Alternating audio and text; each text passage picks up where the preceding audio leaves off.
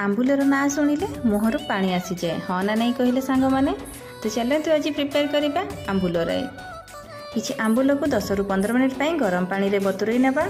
गोटे mixie jar रे किसी सोरिष नड़िया कोरा और कंचा लंका को देकी तार गोटे फाइन पेस्ट करि नै जिबा।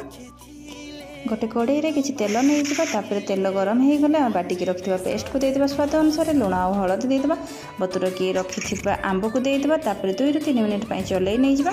तापर आमे स्वाद अनुसार गुड़ ऐड करबा। तापर टिके पानी देकी आमे ढक्कन देकी ताको 2 मिनिट पर फुटिबा पई छाड़ी देबा। तापर कोरा अदा देकी ताको भल भाबरे मिसै नै जिबा। तो आमर एठी आंबुल राई हे गला। तापर गोटे बाउल रे किसी दही नहीं जिबा ताको भल भाबरे फेंटी देबा। तापर आंबुल को ठंडा हे गले मिसै देबा। सेथिरे नड़िया कोरा दे देबा। तापर भल भाबरे ताको मिसै देबा। तापर एबे गोटे आमे पंच फुटणर गोटे छुंक दे देबा। आज आंबुल राई केमती लागिला कमेंट करके जणेबे। आ चैनल रे नुआ थिले सब्सक्राइब करबा को जमा भी भूलिबेनी।